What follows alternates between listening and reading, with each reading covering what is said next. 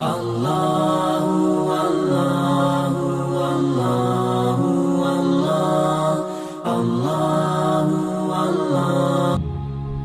طاقت بنیں گے آپ اگر آپ کو سہنا آ گیا اور برداشت کرنا آ گیا.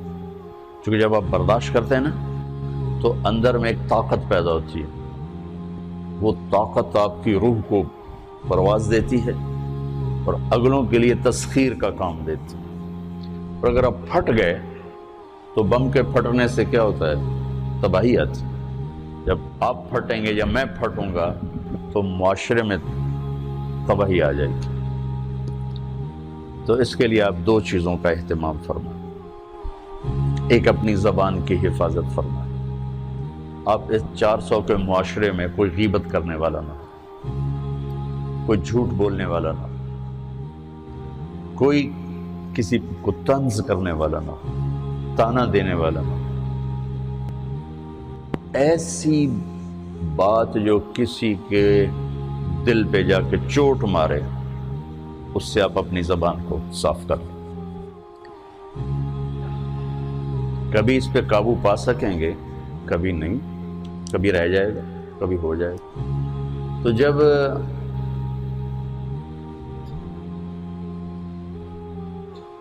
ہاتھ سے نکل جائے بات تو پھر اللہ نے ہمارے لیے توبہ کا دروازہ رکھا ہے. 2 نفل پڑھو، اللہ سے معافی مانگو، جس پر زیادتی اس سے جا کے معافی مانگو.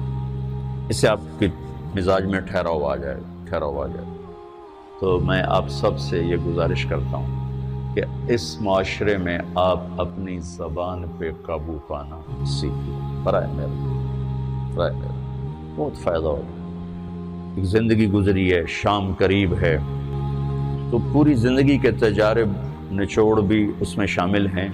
اور تجارب نچوڑ کو گولی مارو اور دیوار پہ ڈال دو. میرے نبی کا فرمان اس کے لیے کافی ہے کہ آپ نے فرمایا کہ 2 چیزوں کی ضمانت دے دو، میں جنت کی ضمانت دیتا.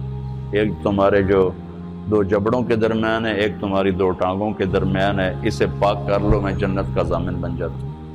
اور معاذ بن جبل سے فرمایا کہ تمہیں پورے دین کا نچوڑ بتاؤں. کہ جی کیا؟ تو آپ نے اس حدیث کو میں نے پتہ نہیں ہزاروں لاکھوں دفعہ بیان کر دیا ہے اور ہر دفعہ بیان کیا ہے کہ اچھا یہ ایسے کر کے کیوں فرمایا؟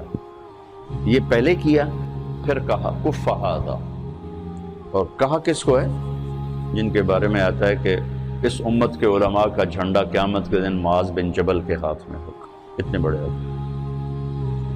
18 ہجری میں انتقال ہوا. 1434 ہجری میں اردن گیا تو ان کی قبر سے خوشبو آ رہی تھی. 1400 سال گزر گیا، ان کی قبر سے خوشبو کا آنا بند نہیں ہوا. اتنے بڑے آدمی کو کیسے سمجھایا؟ بچے کی طرح.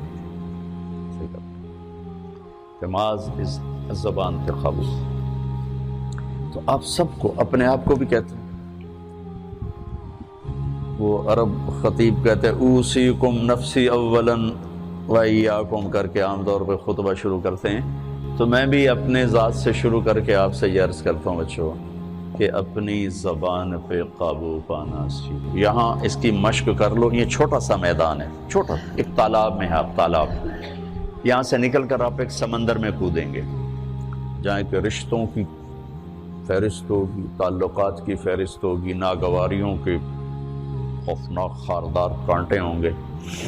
کہیں کہیں پھول ملیں گے ورنہ کانٹوں سے بھرا جہان ہے. اگر آپ نے یہاں پریکٹس کر لی تو پھر آپ اس میدان میں جا کر انتہائی خوبصورت معاشرے کا فرد بن جائیں.